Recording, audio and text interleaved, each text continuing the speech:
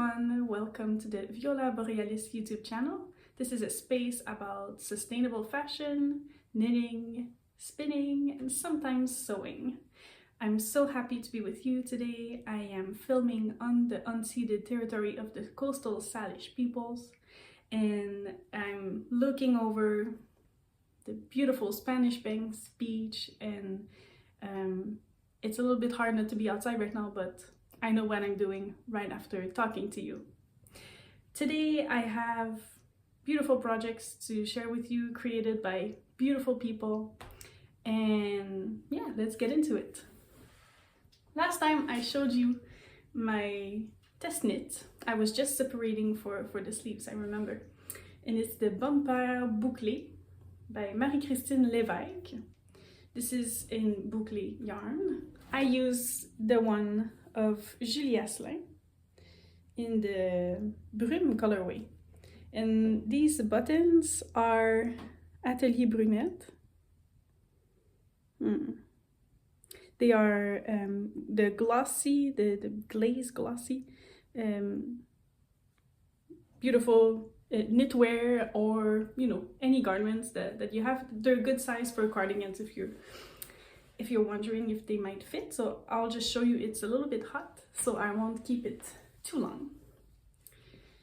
And this is it. Little pockets. So empowering to have pockets, isn't it? So yeah, I'm very happy. It's supposed to have 7 buttons. I do have 7 buttons, and buttonholes, but I don't know why, but I don't really want to put one just on the edge. It feels weird. So I'm just going to keep the extra one in case I lose one, which I probably will. Let's be honest. Okay, so that's a beautiful design that is out. Probably want to knit it in Bouclé, but I have to say that the recipe of the cardigan is perfect, and I've seen it work beautifully on a wide range of bodies, and her size ranges are quite good. So if you have some DK in your stash, it could work too. I'm thinking that I might need a second one in Woolly Mammoth, Massam, and BFL, I think. Anyways, it's a really good recipe. And I love the balloon sleeves, but if that's not your style, you could easily just add decreases and model yourself on a sleeve, a DK sleeve that you really like. But yeah, I think this is timeless, and if Bouclé is not for you, then you can simply substitute and you're good to go. Okay, so I have lots of socks, lots and lots of socks. Last time I shared with you these ones. So these are the Siena by Tracie Millar of the Grocery Girls. So last time I was almost finished. Now I've been wearing them. And what I love about the Urso PFL, untreated PFL nylon base, is that they kind of felt a little bit under the foot, and like, let me show you the thread that's inside. So I purposefully left it on just so I could show you, because I have another pair that completely felt it. Like I can't even separate it from the sock anymore. It's just they became one. And often in these socks I will just have these little clouds of fibers that I could probably spin. Well, maybe it's too felted, but yeah, it's just the ideal untreated sock yarn. It has some nylon, but if you want to transition from like the 80/20 superwash merino socks to something a little bit more earth friendly, this is a really good base to add to your collection, and it's exclusive to Urso. Yeah, I talked a little bit about it last time. I don't want to linger too much. Let's move on. So this was dream knitting last time we spoke. I had shown you the finished skein that I had spinned 3-ply. So when you buy a bat from Lindsey, this usually comes with a tag with all of the sheep breed that's inside the bat. So mine included, brace yourself, there's a lot of goodies. Baby doll South Down, Icelandic alpaca, Polwarth Finn, and all of these goodies are from Small Bird Workshop, which I am a huge fan of. I want to get some stuff from them soon. Rimber Valley Farms and West Coast Color. So here they are. I'm so glad that the color comes off really accurately. So many lovely single spots of colors here and there. My friend Claude Tricot, who now has an English podcast, she says that, you know, she has sometimes a favorite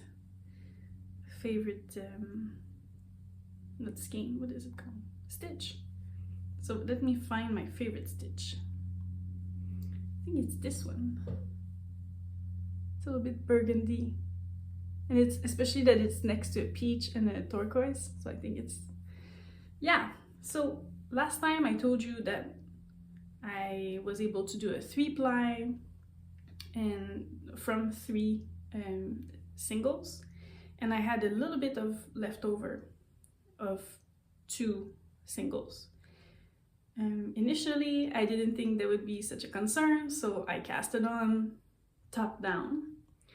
And, you know, I did that first time on my first try because there were many, yes.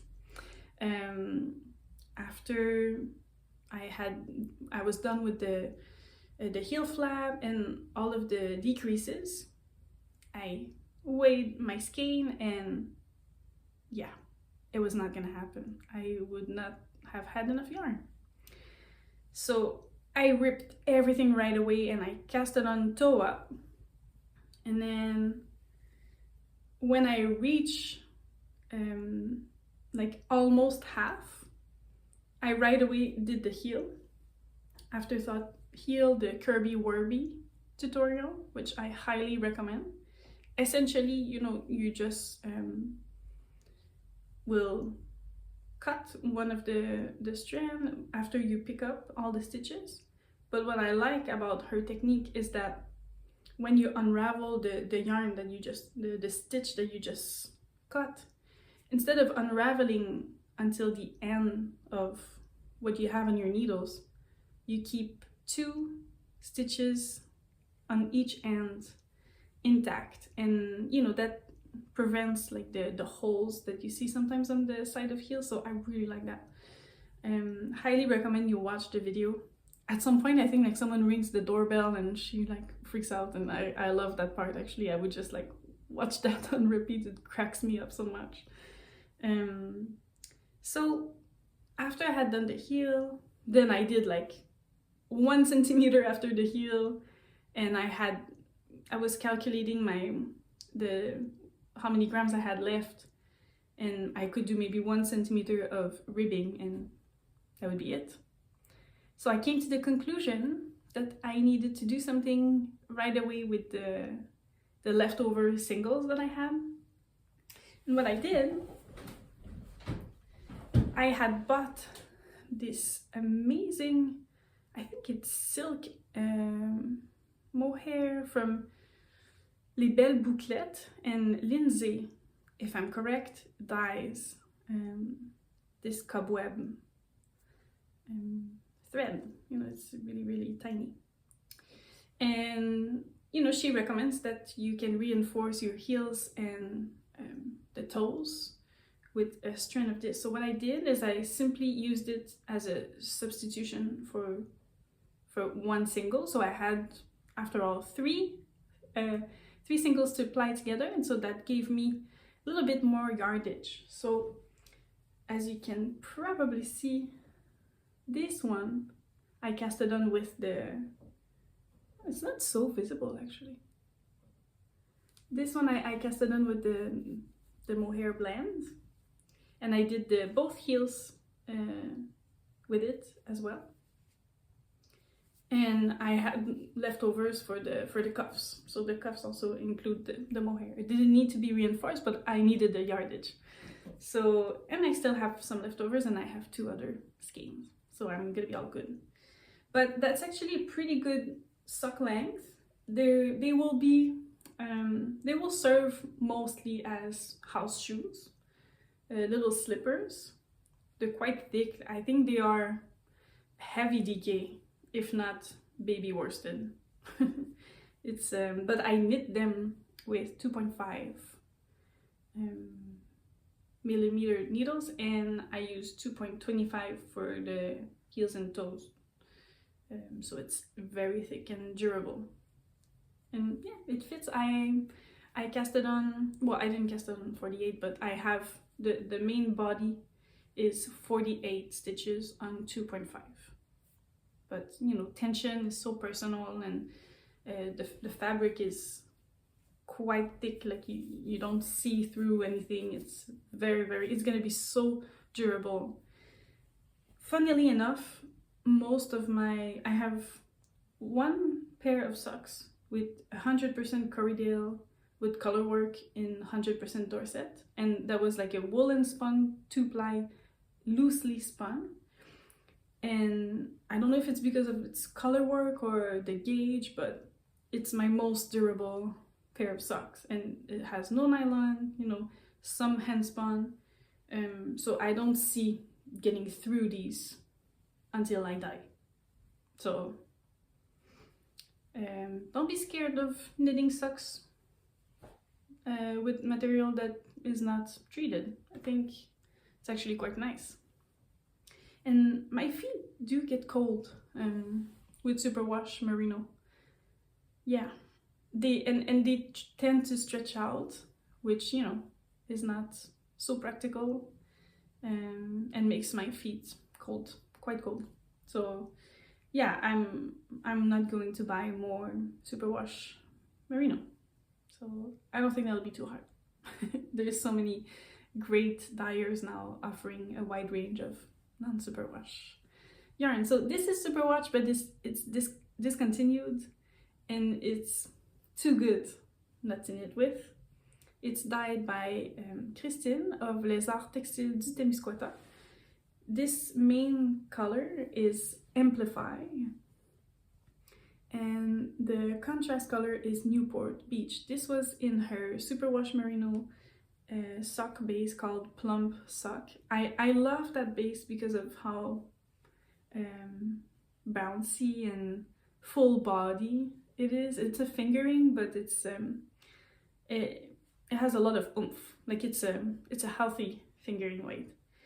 And yeah, so Jean-François, my partner, I don't think he's very much like the rustic yarn guy yet. So I think, you know, I have these beautiful sock snakes from my friend Claude Tricot.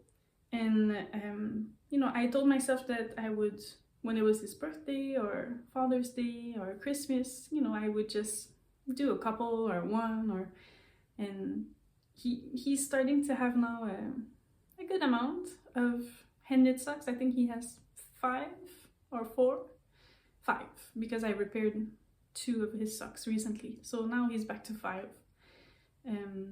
So yeah, and he now understands that he can wear them more than once. So that's it.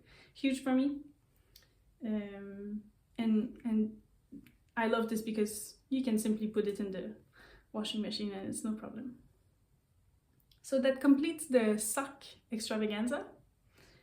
I believe that I can move on now to whips. I will present to you one that you've seen before. So, this is the Ghost Whisperer by Park Williams in Viola yarn. Evergreen, her signature colorway. I love this colorway. Oh my goodness, I really like it. It feels like I have a precious stone, or it feels really luxurious. And I love the fabric as a single strand mohair. I think it's gonna be so elegant and breezy, and oh, I can't wait. This is my project, as I told you, when I go to the park with my kids, and they're still very young and they need a lot of supervision. So most of the time I'm knitting like 5 stitches, and then I have to, catch one of them, or, prevent one of them sort of eating sand, and, the drill, I'm sure. So, I haven't completed it, but something that I'm happy about this rhythm is that I have one finished garment to show you, and I have been enjoying that garment even though it's the summer. I really want to be mindful not to just like produce, and actually I put more projects on my needles to slow me down, because like 2 or 3 sweaters per month for me makes me anxious a little bit, because I feel like I don't have time to get acquainted with the new garment or explore it with different outfits, and yeah, the rhythm of bringing so many new items to my wardrobe freaks me out just a little bit. And I did it quite a bit this year because it was a pandemic and my concerts were slower, and I was finding so much joy in knitting. But I'm trying now to diversify more what I put on my needles, and a little bit more gift knitting, and just so that my wardrobe is not exploding, because it's in a good place right now. So but I'm hoping I'll finish this in time for my trip to Toronto on Friday. So I'm currently filming now on Monday, and I think that's doable, just one sleeve. Yeah, I would like to wear this on my trip. I'm going to make a video recording with 2 colleagues of mine, and it'll be great to make some music with other people again. So that's it for this one. Hopefully next time I'll get to wear it and I can show you. Okay, now we're reaching the point of the holy cow moment of this episode. I'm very lucky to have collaborated with 2 of my very favorite makers and fiber artists and just genius minds of the community in Quebec. So the designer is Kristine Lévesque, whom I've been singing her praises all over these 2 episodes, and Kristine Fiocco of Les Arts Textiles Témiscouata, also that you've been seeing a lot lately. And so Kristine and I had wanted to do something together since summer of 2020, and weren't sure about how to make music to thread come to life.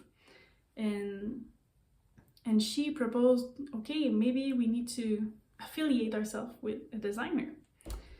And at that time I was really heavily immersed in my gender studies for my doctoral research, and I was really going in depth in the life of Rebecca Clarke.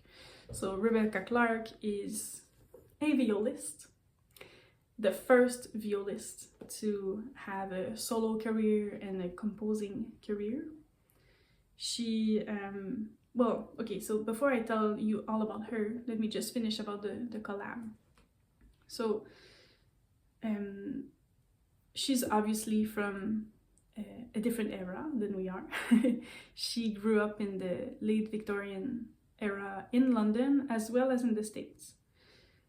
And well, okay, I won't talk too much about her yet, but so that was the starting point of the collaboration. First we had a time period, we were thinking like Edwardian London concert scene. So Oscar Wilde, for those who know some of that more dainty style.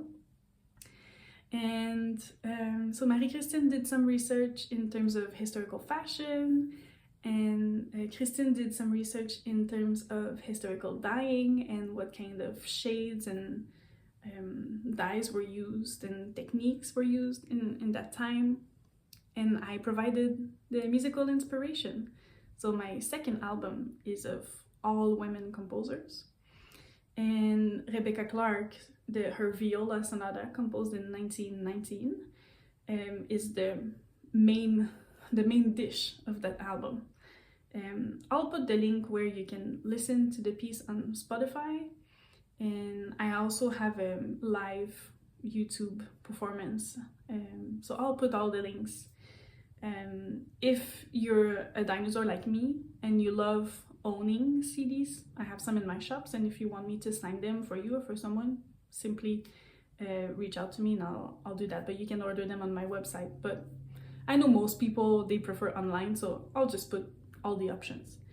And the idea was that people would knit the project while listening to the music, and so, you know, like spinning is energy and knitting is energy, it's twist, it's, you know, momentum, and we're putting thoughts into what we're doing. And you know, if you add all these vibrations, then that's why we love wearing these garments that are made by our hands and that carry everything that we're feeling in that moment of our life. So that was in a nutshell. I'm not going to tell you about this amazing woman. So I told you, she's late Victorian era, London. She's from a family of amateurs musicians. Actually, her mother was quite a great pianist, but her father was an amateur cellist. He was quite abusive. And you know, like late Victorian era in England, there was a lot of beliefs from Darwinism that women were inferior species, both physically and mentally, and therefore they wouldn't be capable of musical genius or creativity, and also for reasons of like motherhood and needing to be at home and you know, doing the chores and looking after the babies and all of that we're aware of. But when she was 17, she left home. She was one of the first composition student women in the London Royal Academy at the time, but she had to stop her studies to support herself musically. So she was playing in a lot of circles. She was in an all-women string quartet. She was later on in a piano quartet of all women. So that was very typical at the time, that if women wanted to play music, usually they were in group of all women. But that changed, and she played with some of the best male artists of the time, such as Pablo Casals, who is an incredible cellist. So she played with him, and you know, a few others. And what's really important at that time, if you want to be renowned, if you want to establish a reputation, is that you have to be played. If you're a composer, you have to be played. You need good reviews, and usually that leads to publication. And well, that's what was lacking for women at the time. And I'm sure that all this applies to authors as well. So nowadays, her collection of works are probably up to 100 works, which is not small.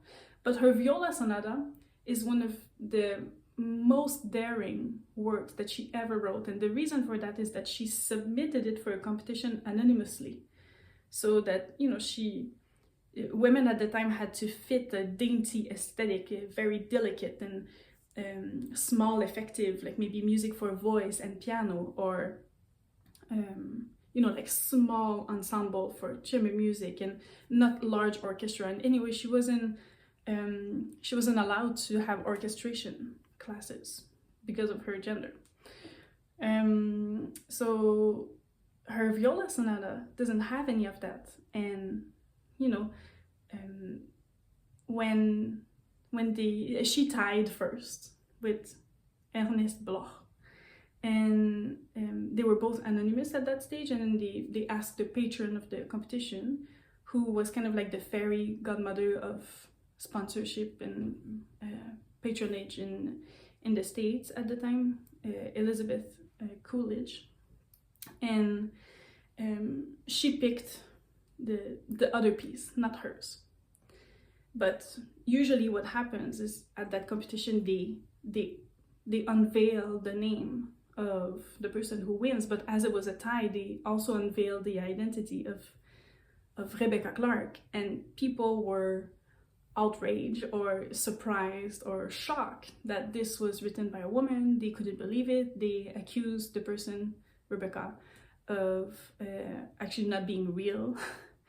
So that's what was said about her, is that even when she was at her best, you know, she was accused of fraud, or you know, when your identity is accused of not even being real, how does that make you feel? So, you know, she lived in the States for a while. Her father was American. She, you know, she played at Carnegie. She played in really great venues. And in one of the concerts she did in New York, she felt quite self-conscious about programming her own compositions. So in one program, she wanted to put 2 pieces of hers, but she felt too bad about that. So she put one, Rebecca Clarke, and the other piece she used a pseudonym of Anthony Trent.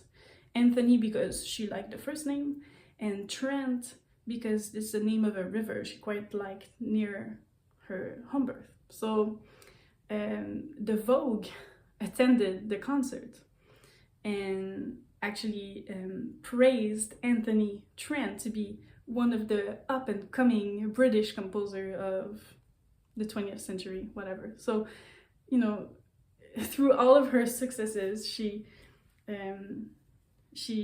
was overlooked, or she had better success when she was either anonymous or submitted under the pseudonym of someone else. So she married quite late, in her 50s.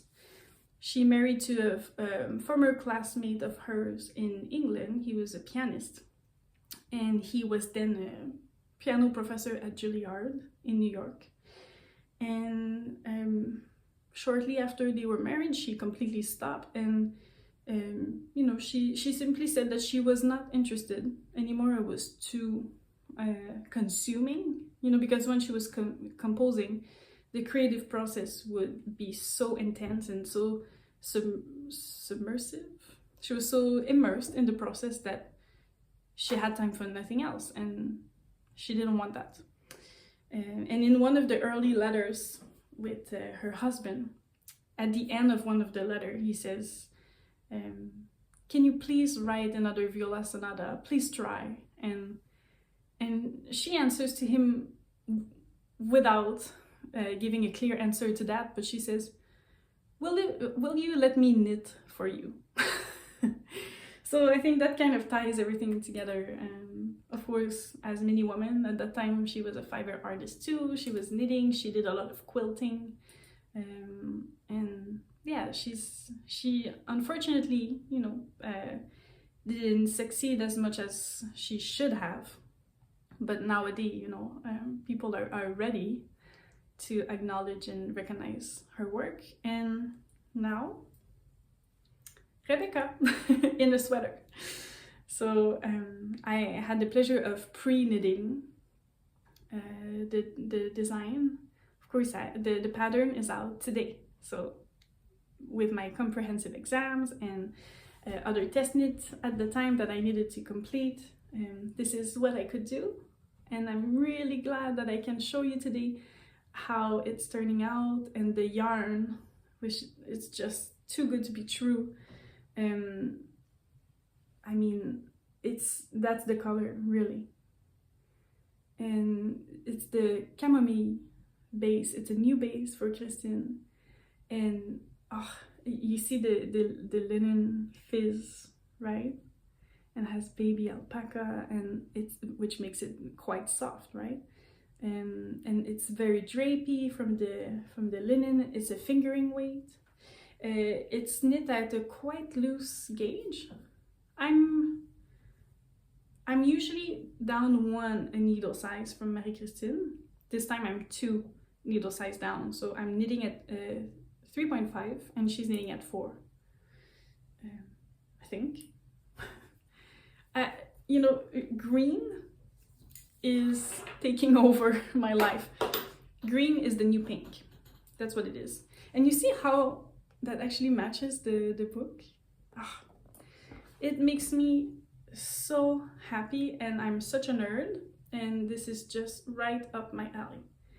I'm not alternating skein, and look at that. I mean, So please, if you're interested in historical fashion, you're interested in music, I think this is a good project for you, and knit it with the music playing. It's really a lot of fun. Yeah. So I can't wait to show you more. My goal is to have it for the beginning of class next year, in September. I'm sure I'll finish it before, but I just want to have it for the first meeting with my student, and I want to tell them about it. There's a few of my students that are knitters too, and sewists, so I know that they'll be interested.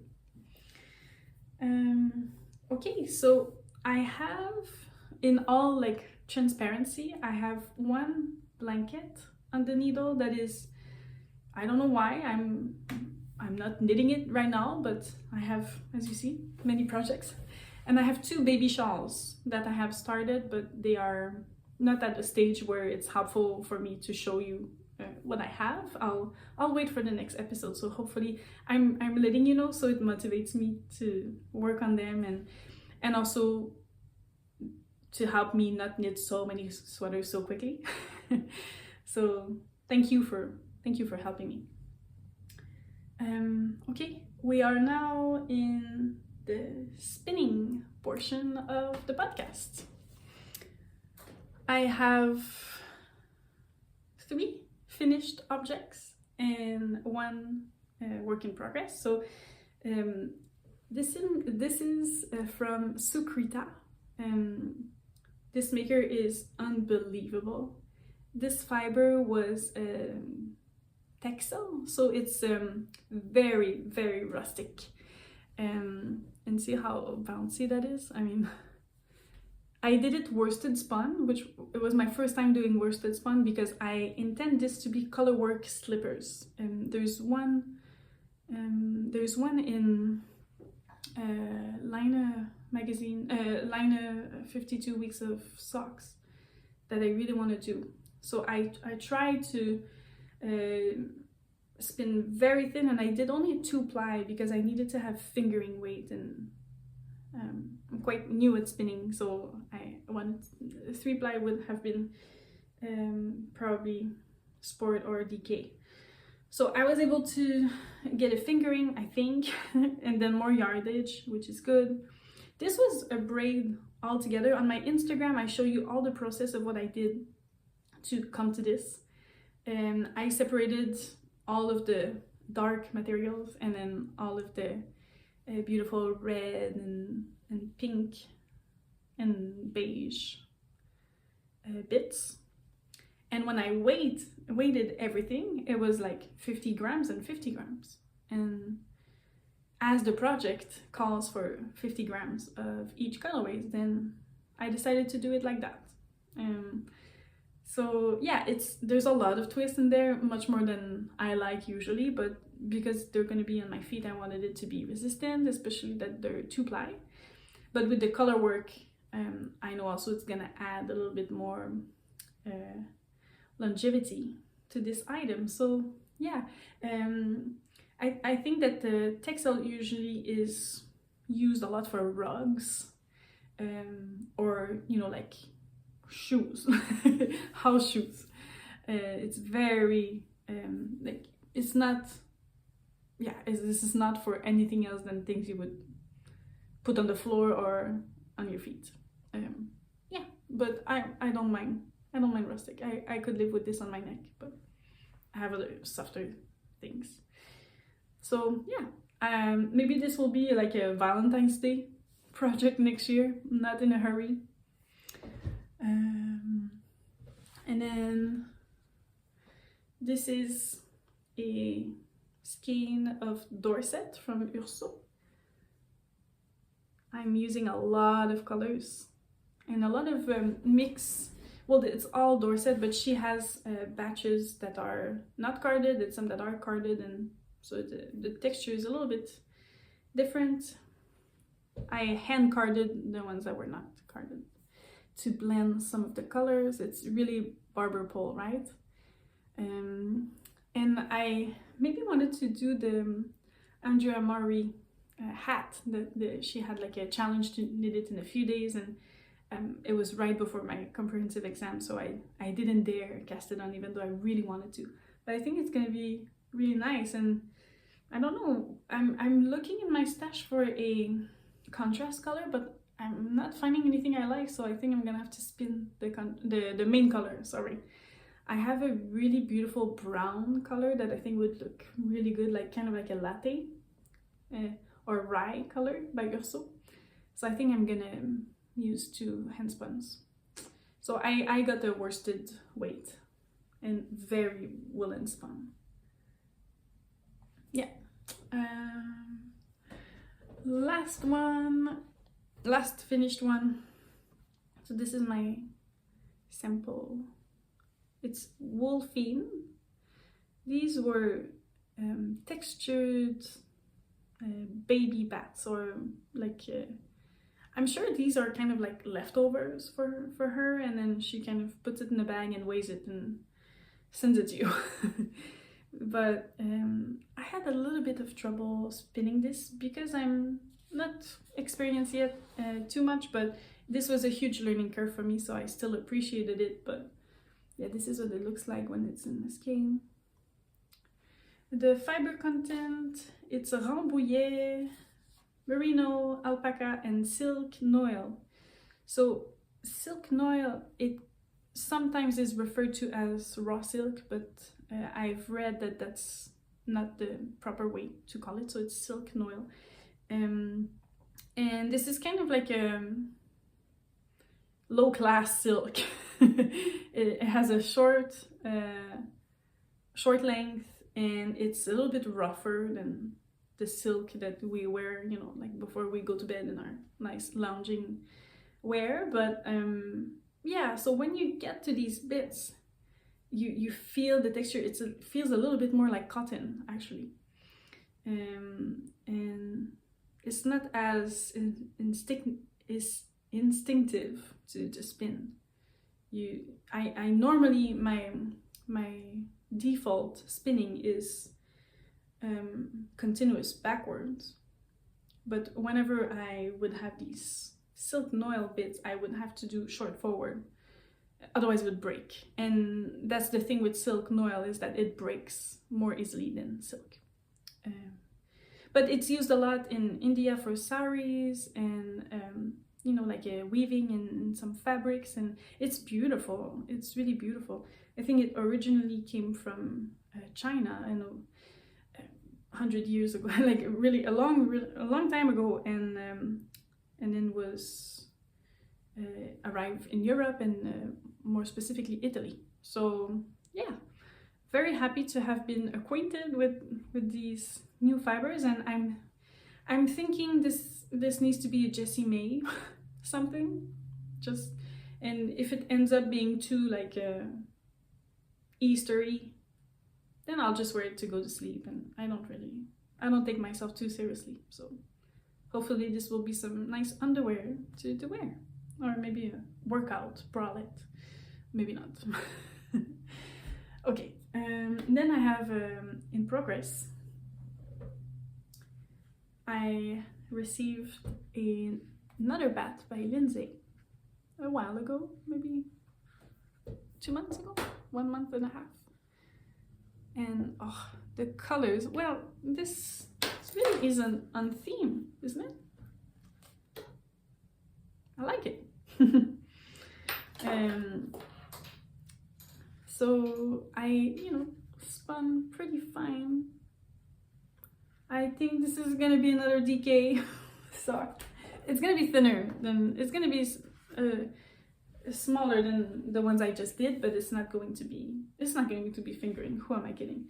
So I did 1/3 here, the other third is on my wheel, and I had the urge of using my drop spindle. And you know, look at this. This is much finer than what I'm able to do on my wheel. You see? So I just wanted to talk about this because there's a misconception that by owning a wheel, you'll spin thinner all of a sudden. I started last summer to do drop spindle, and I'm much more comfortable still spinning with this. It does hurt my shoulder because, you know, this is my Viola arm, and I'm trying not to pronate too much my shoulder forward, but you know, my shoulder is overused all the time, especially knitting. I'm knitting like English style, and so, you know, I have to be mindful about my shoulder, and so that's why I got a wheel, and so that it's more ergonomic. It's more like playing the cello, right? You're like sitting, and it's really grounding, and then you can engage your core muscle. And I love that my Fitbit thinks I'm walking when I'm spinning. It thinks the same when I'm putting it on my bow arm when I practice, so I get more steps.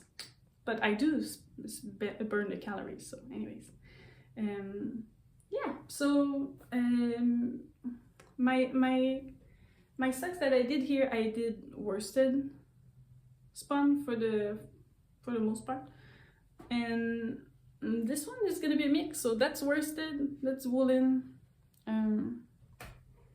Don't care. Yeah, the other one is like semi-worsted. So yeah, we'll see. I love woolen spun. This is my default spinning. I love how it blends the colors together in that way. Oh yeah, I told you this was my first worsted spun, right? So with the silk noil also that. Yeah, that's after I did the sample, the little sample, I decided to do everything worsted because of the silk noil. Yeah, so just to show you how the bath looks like. So it's just crazy. Look at this guy here. That looks like a noble member of like a indigo noblesse. All right, last project is a sewing project, and something that I did for my son's birthday. He turned 4 on May 21st, and I usually always make them one thing handmade for their birthday. Tabia last year received a habitation throw by Curious Handmade, and now Lindsey has his own blanket.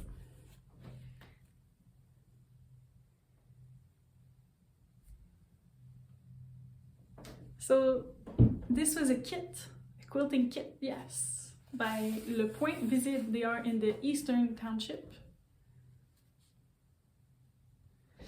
And all the pieces came cut out as they were needed to be for the pattern. There was a pattern with like numbers associated with the color, and so I just followed the pattern, and I started this in February, and it really doesn't take that long to do this.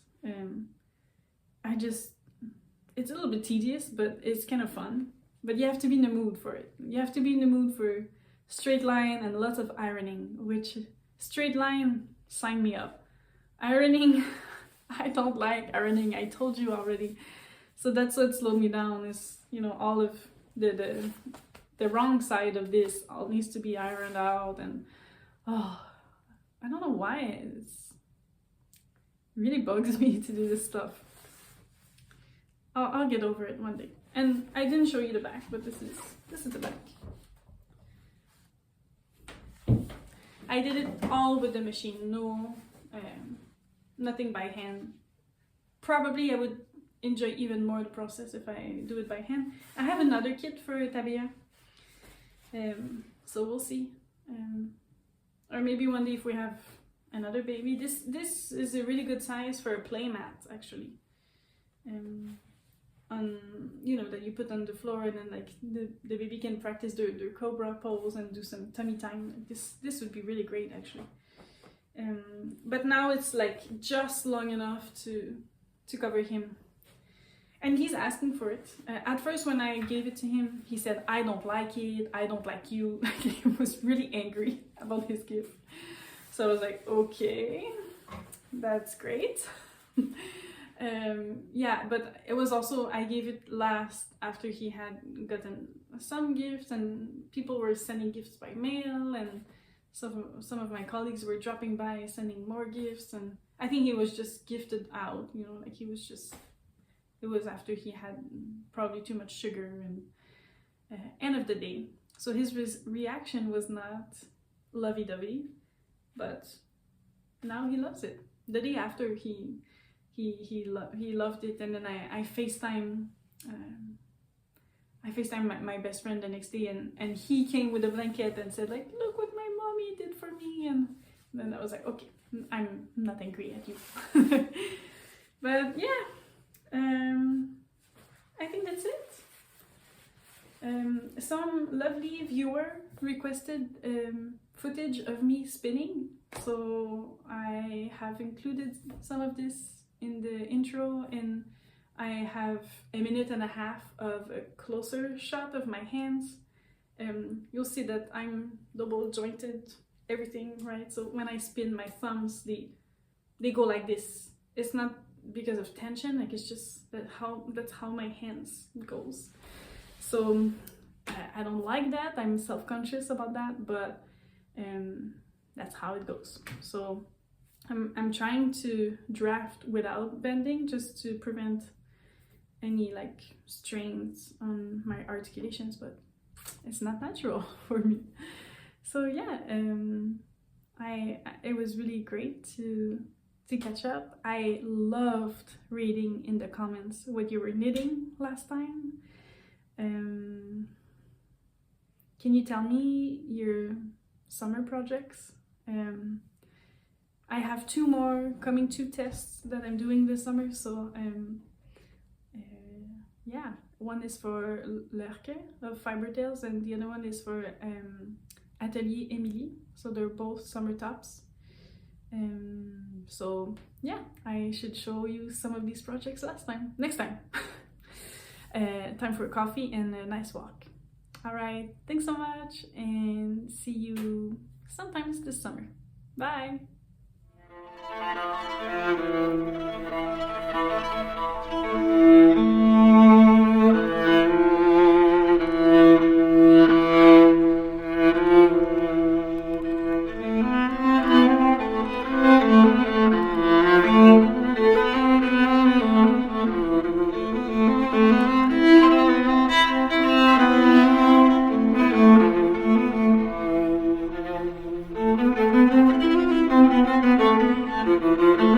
Thank you.